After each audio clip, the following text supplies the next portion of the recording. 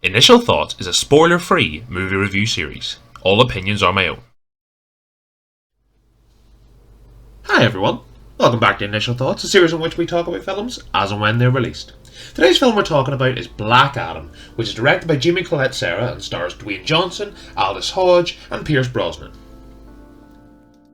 So, about 15 million years ago, Black Adam was announced to be coming out, and then here we are. With 2022, we've finally got the release of this film that was seen to be greenlit and approved and started production so long ago, and we're finally here. And I have to admit, probably myself along, you would maybe be the same, I was not too excited for this film. I admittedly enjoyed Shazam a lot more than I would have, and with this being a kind of prequel, sequel, some way tie-in to that film, I was kind of excited in that way, of it more out of interest and intrigue rather than, oh my god, this is going to be amazing. Don't get me wrong, I wasn't going into this hoping it would be bad or anything, but I have to say that Black Adam wasn't on my top of my list of my most anticipated films of the year. But I went in with an open mind, like I always do, and I always implore you guys to do as well. And I went in, and Black Adam was kind of what I expected in a lot of ways. But that's not necessarily making it a bad thing or a good thing. Let's talk about just a general overview of the film. And straight off the bat, I should say that this isn't an awful film by any means. It's definitely not the worst superhero film to be released this year. You already know what that is. I don't even have to mention its name. But Black Adam, I've heard smashed by critics in some ways, but then the audience scores and people that have seen the film are actually quite enjoying it, and I know who I listen to more than that, because, you know, I was seeing things like 4 out of 10s, 3 out of 10s, 30% scores, 40% scores, and even going into it, I was like, surely it's not that bad. To be that kind of score, you have to be like, there has to be a real reason why it is like a shocking factor of why it's so bad. Black Adam is not that. This film is it's just what you expect. It didn't break any ground. It was just it was what I expected, really. I didn't come out of the film loving it. But let's talk about some of the more minor details and more specific details. But as a story overall, and I'll start with the story, because the story being told to me, and again, I didn't really expect anything else than this, but the story being told was very generic, I thought. I thought that while it did have some interesting and intriguing elements, it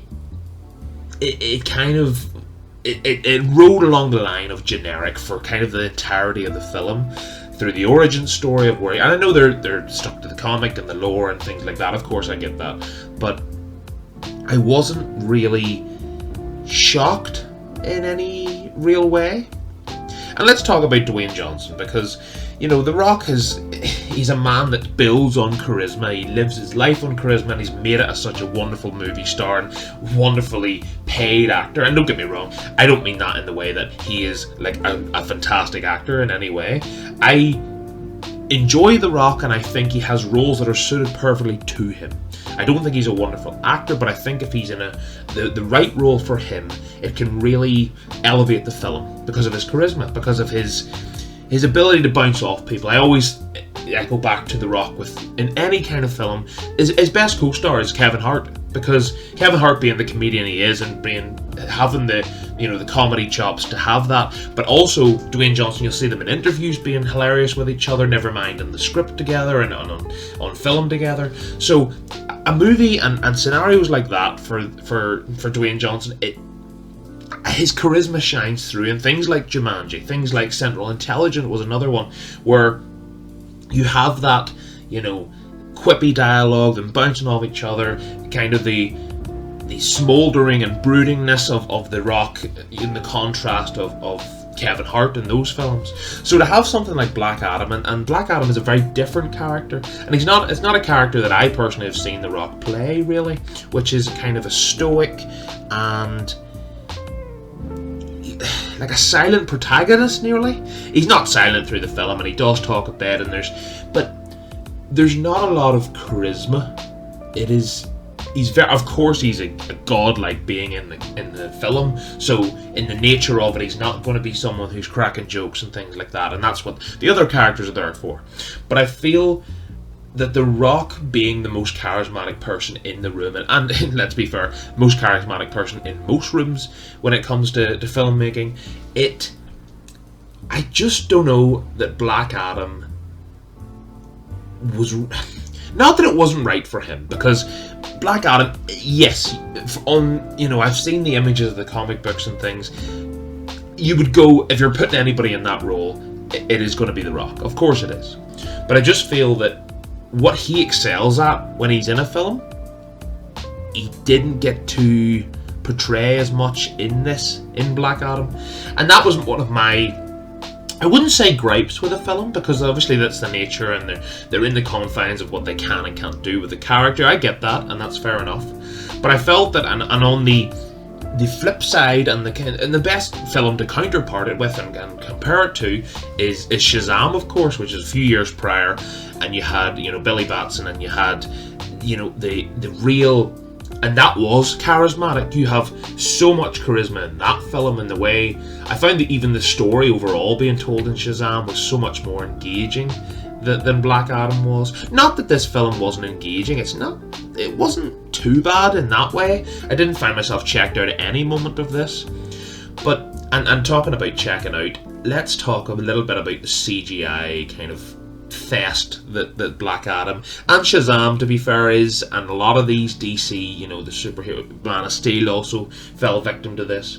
And victim is maybe a bit harsh, but things like, every final battle in these films is just every character flies, it's up in the air in the clouds, and they're just throwing each other miles, and everybody has super speed, and it gets a bit tiresome.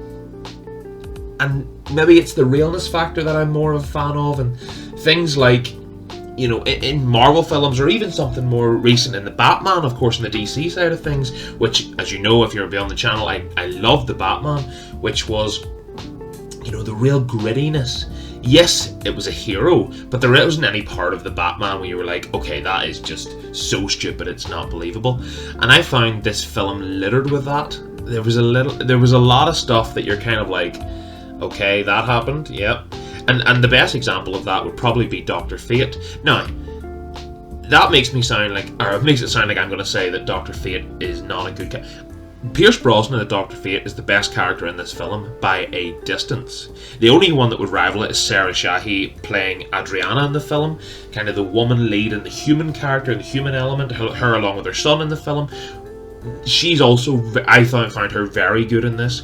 But Pierce Brosnan, who I'm a big fan of, I have to say, even from his Bond days through to now, Pierce Brosnan is, I would say, he's actually quite underrated when it comes to his acting performances. Even in something like The World's End, he can bring a lot to a role.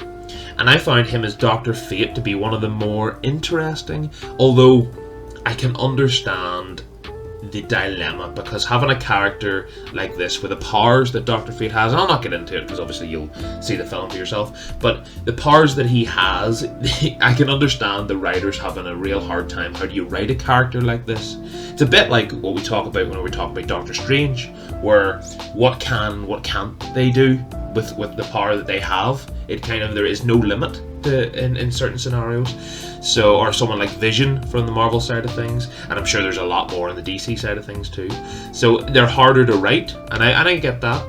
But for what they did do with Dr. Fate in this, and Pierce Brosnan in the role, him along with the Justice Society. We had, the Hawkman. I think it's Hawkman. I don't know if that's the actual character name, but Aldous Hodge, who I is one of those more up and coming stars who I'm becoming quite a fan of. He also brought a lot, and his dynamic between himself and Pierce Brosnan in this, Hawkman and Dr. Fate, they were more of a story. Their character between each other was more of a story than more of an engaging story is maybe the better way to put it, than the Black Adam character overall.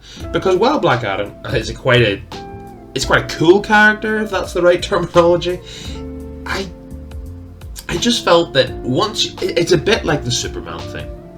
You know, the best iteration of any kind of Superman is Homelander from The Boys. And if you've seen that show, you know what I mean. Because, yes, they're invincible. Yes, they're, you know, everything. They've got all the powers in the world. They're basically unstoppable. But making them a good guy, there isn't a lot of wiggle room. There's not a lot of storytelling you can do past the origin story, or there's not a lot of storytelling you can do to a real high level. Whereas a villain, and obviously Black Adam plays a little bit into that, where he does kill people, Superman doesn't, and yeah, there is that. But I did find Black Adam, while it isn't the worst film by any means, and it's not even, you know, going to get a bad score once we get there, but I just find the whole thing a bit generic. There was a little bit of stuff I really found myself enjoying, but it was a bit few and far between. There wasn't too much to really latch on to, and more or less overall, there wasn't. I probably, and I say this quite a lot when it comes to films like this, in about 2 months' time, if you say, "Oh, did you see Black Adam?" I go, "Oh yeah, I did." I couldn't tell you anything about it, but I did see it, and I feel that it will be kind of forgettable in the long run. I feel that I would say Shazam will stand the test of time longer than Black Adam was, and I'm not saying that Shazam is the greatest film of all time. It really isn't, but it was one of the more. It was one of the new, you know, or something that brought a bit of life to the DC that wasn't something gritty like the Joker or like the Batman, you know, and it really was far detached, I should say, from the Batman versus Superman era, the first Suicide Squad, not the most recent one, and Shazam was one of the first ones that I remember being, okay, DC seemed to have hit on something here. So when I seen Black Adam, and as I say, I didn't really go in too excited, if that's the right word, but I went in with maybe some optimism, and I can't say that I left the cinema without the same optimism. I feel that if they build, I know there's Shazam 2 Fury of the Gods coming out, I believe it's early next year, I know it got pushed back like a lot of other releases. I think that there is potential there, and I suppose if you build the Shazam story into the Black Adam story, combine that, and I don't know if you link in with like the Justice League or things like that, there is potential there.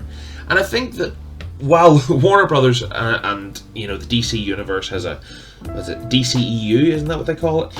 I think the DCEU has really, it struggled to get a foothold in things. You know, we had something like Zack Snyder's Justice League, which was, of course, the first ever initial thoughts on the channel, and it was like, that's what we should have had. That's what we, if you had that as the first film, you could really build a lot, I think.